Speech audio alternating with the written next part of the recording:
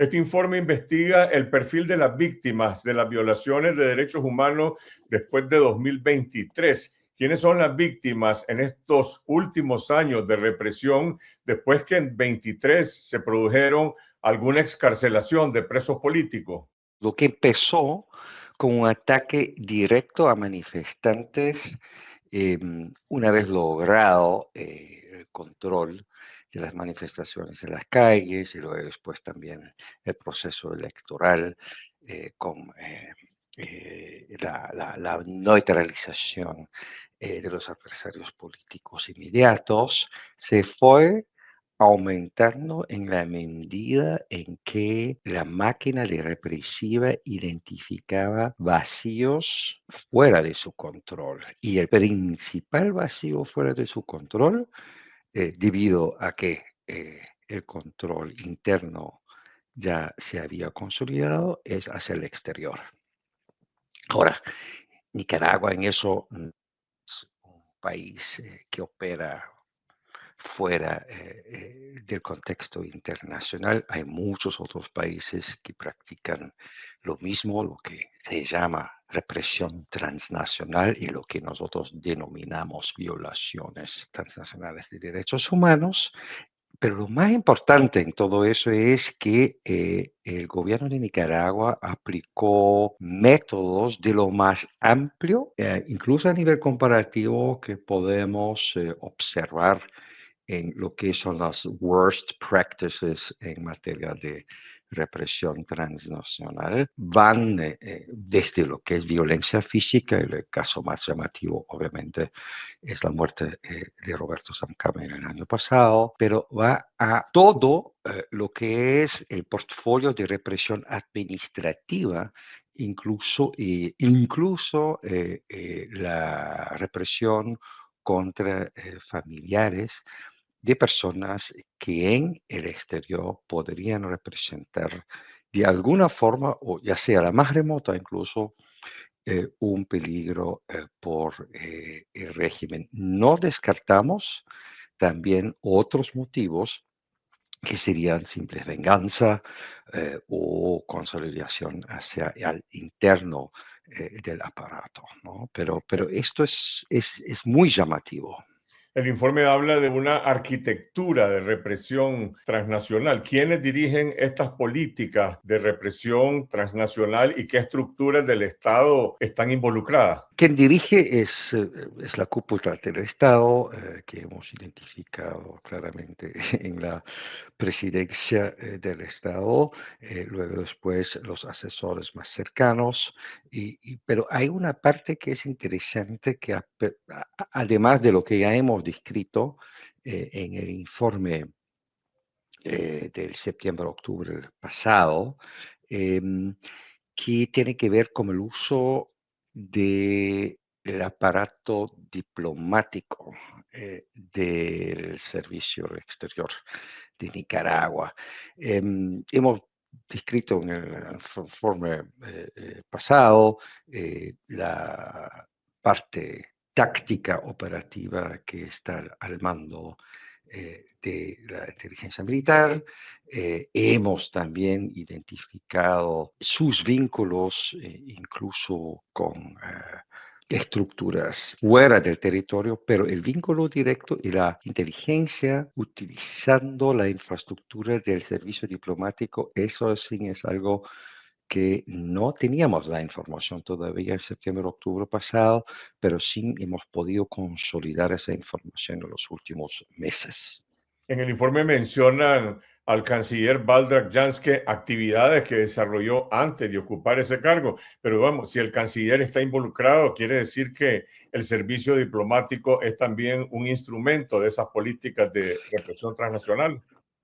Así es, exactamente. Y eso es uno de los principales hallazgos que ustedes van a ver, aparte del tema del financiamiento de la represión en nuestro informe.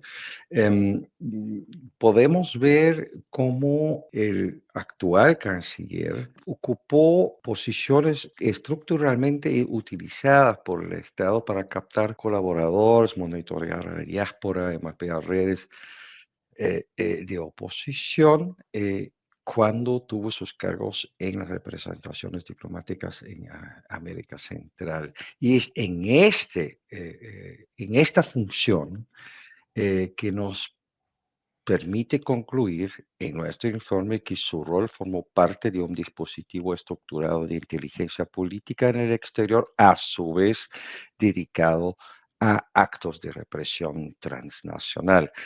Debo aclarar que en este momento no contamos con información de actividades de inteligencia política en su rol como ministro de Relaciones Exteriores, eh, cargo que asumió en 2024, y nos referimos a sus cargos anteriores, pero estamos pendientes en ampliar esta base de información.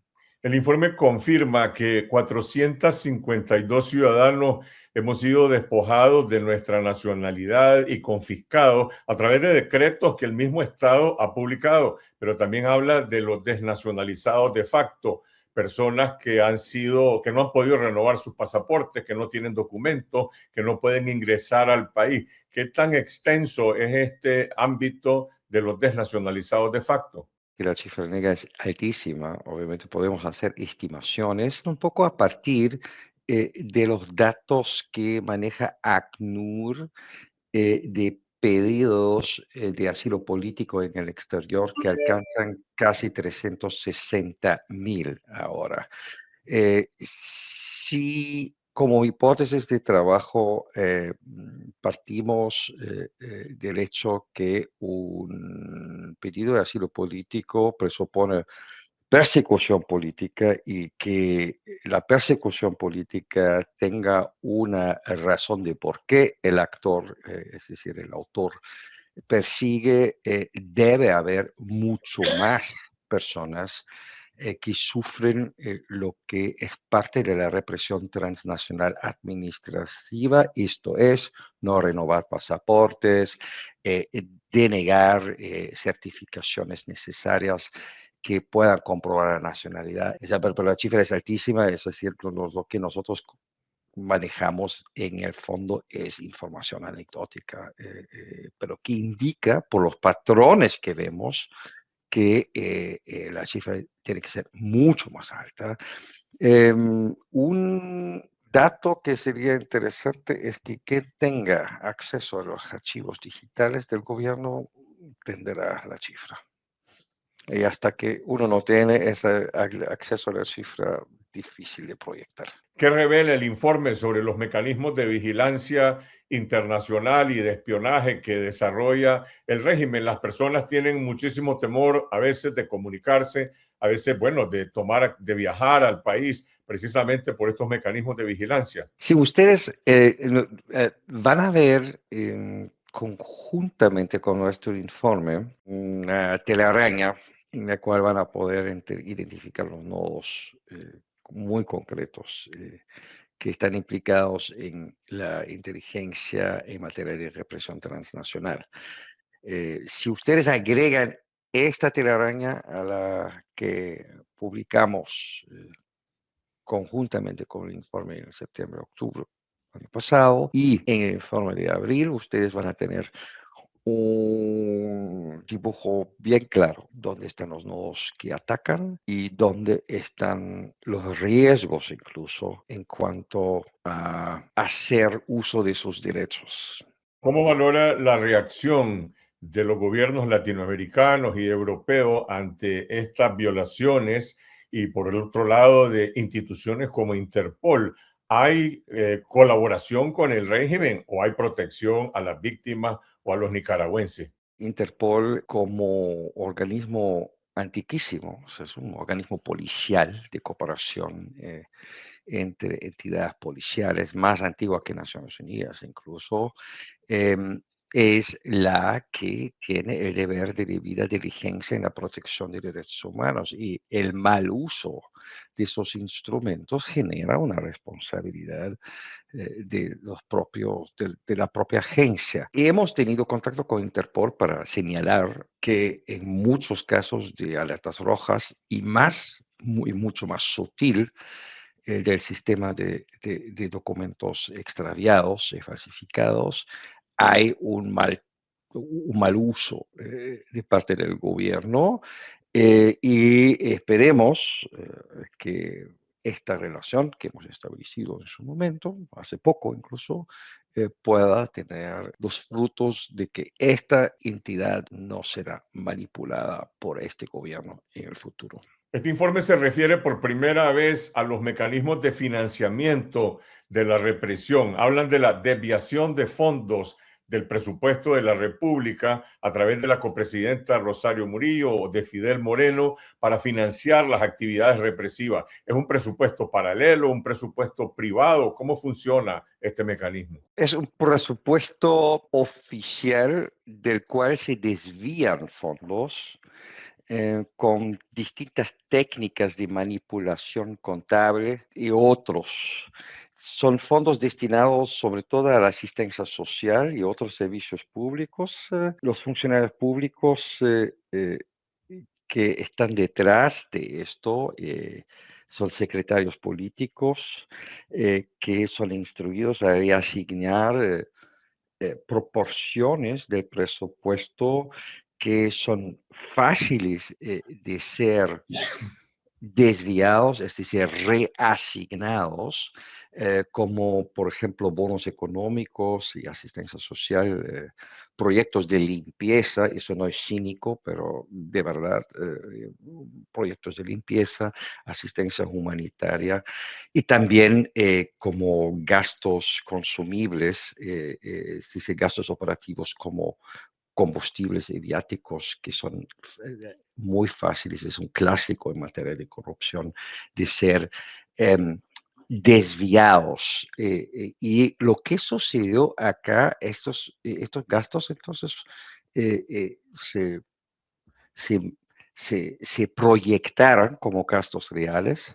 Eh, Tenemos acceso a prueba documental en este caso. Entonces, ¿Se ha cuantificado cuál es el monto del presupuesto de la represión? en total no, pero sí podemos en 13 proyectos muy concretos, llegar a la cifra. Esta no está en ese informe y estamos trabajando todavía para eso, pero sí se puede en un determinado momento, en la medida que vamos avanzando, porque esa es como la primera entrega, llegar a una cantidad. El tema acá no es la cantidad, sino más bien la calidad que se da a estos fondos, porque generalmente, y yo he trabajado décadas en eso, nosotros nos concentramos en que fondos son desviados para el beneficio propio.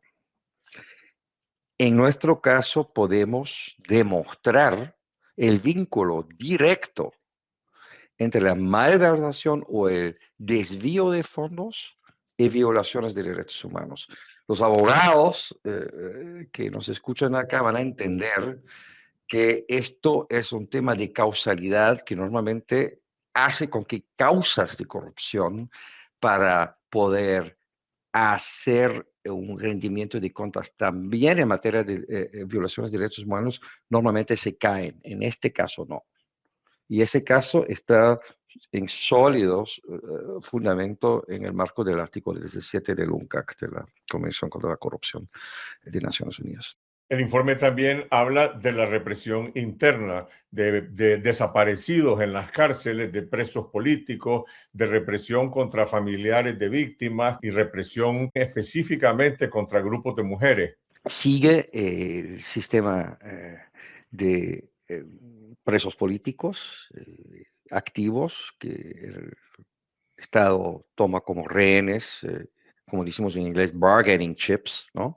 Para tener algo en la mano a negociar con la comunidad internacional. El perfil de las personas que siguen en la cárcel es diverso, o sea, va desde gente relacionada con,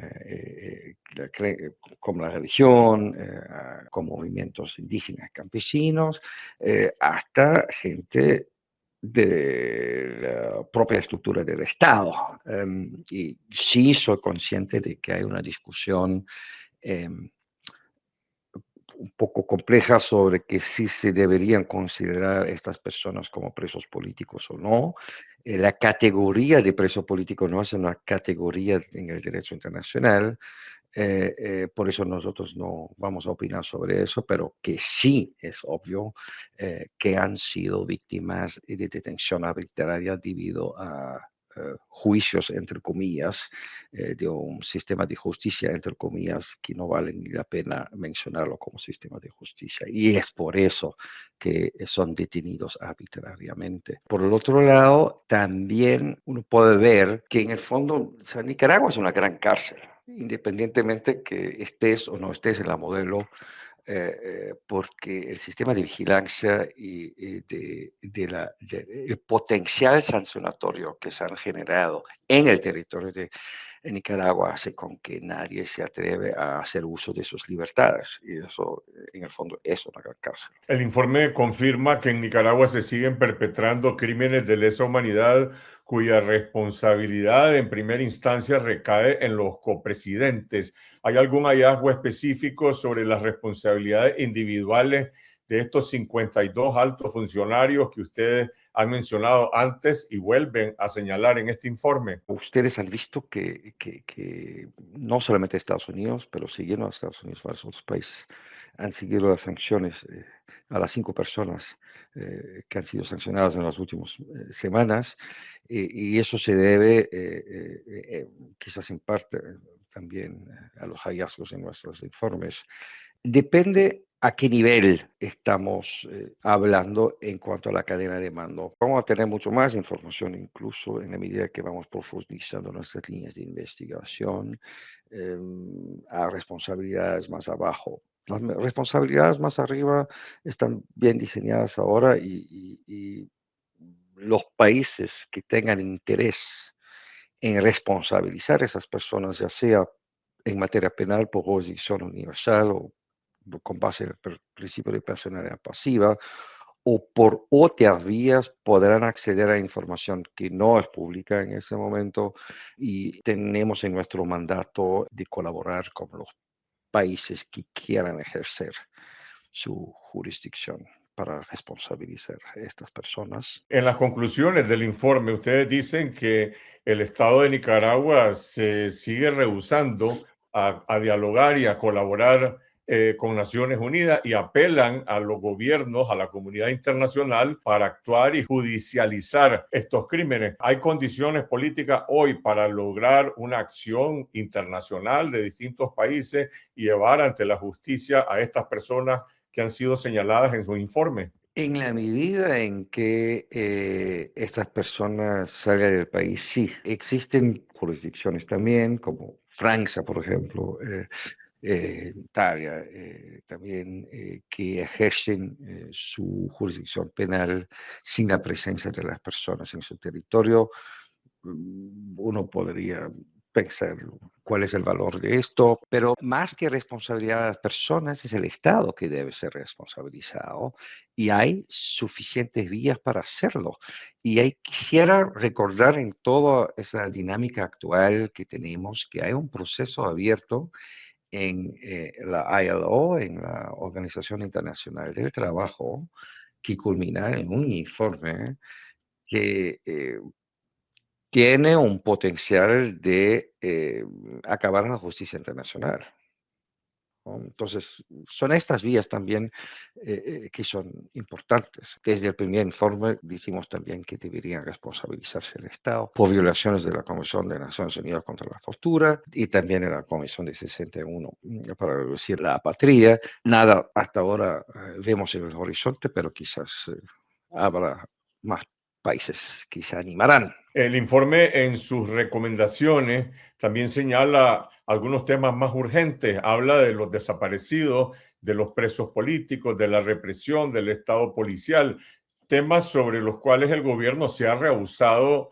a reaccionar. ¿Usted espera alguna presión internacional contra el gobierno de Nicaragua, por ejemplo, para abrir las cárceles? Yo creo que es la primera vez que van a ver ahora una recomendación bastante amplia al gobierno. Creemos que después de 4 años de trabajo, de la información que hemos generado, es una oportunidad ahora del Estado de demostrar su buena voluntad para cambiar la situación.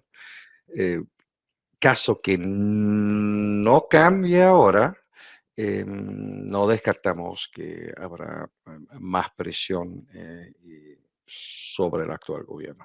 El año pasado ustedes comparecieron ante la Asamblea General de Naciones Unidas. Este informe va a ser presentado la próxima semana en el Consejo de Derechos Humanos. ¿Qué espera de los miembros del Consejo y de la comunidad internacional? Justo esperamos que la comunidad internacional tome muy en serio el catálogo que nosotros le recomendamos de acciones urgentes al gobierno y que vigilen si estas acciones se darán en el corto plazo. Si no se darán, el próximo septiembre vamos a informar de una manera más enfática al Consejo sobre la falta de avance en cuanto a ese catálogo. Mientras tanto, ¿qué tipo de protección pueden tener las víctimas en Nicaragua, las víctimas de la represión interna y también de la represión transnacional? Lo describimos desde el principio, en nuestro primer informe, el Estado de Nicaragua tomó de rehén a su propia población. Y es por eso que concluimos, entre otras, que se estén cometiendo crímenes de lesa humanidad, porque eso fue más o menos el motivo cuando en 44 del siglo pasado se diseñó este tipo penal en materia internacional. En cuanto a la protección, yo diría que los mecanismos que más rápido se pueden desplegar en el terreno son la Cruz Roja, y eso para proteger a la gente que está en la cárcel. Y nosotros vamos a seguir insistiendo en acceder y monitorear. Y eso es lo único que podemos en ese momento brindar en el terreno de protección. eh, y es la paradoja de la soberanía del Estado, que cuando tome de rehén a sus ciudadanos, es lo que queda. En el momento en que ustedes presentan este informe, el mundo está viviendo una nueva época de una situación internacional sin reglas. ¿De qué manera afecta esta apelación para que se respeten y se apliquen las normas internacionales de los derechos humanos? En eso me considero poco afectado. Yo sí sigo, y mis colegas también, Reed Brody y Ariela Peralta, seguimos en considerar que la respuesta internacional ante la situación en Nicaragua debe guiarse por el derecho internacional, entre esto la protección de derechos humanos y la recuperación democrática pacífica en Nicaragua. Y por más que en otros países vemos contrafácticamente un mundo que supuestamente ha cambiado, insistimos en el valor de esas normas. Y eso es nuestro mandato. Si no creemos en esas normas, deberíamos regresar a casa. ¿Hay alguna base para ser optimistas, para tener esperanza de que esas normas y que la justicia internacional puede prevalecer? Poco a poco los actores se van a dar cuenta que un mundo sin reglas es un mundo muy complicado de vivir, incluso para los que se creen los más fuertes. Y un país pequeñito como el de Nicaragua, que no es el más fuerte, podrá hacer la diferencia en demostrar que sí, estos valores siguen vigentes. Y creemos fuertemente en que eso sea así.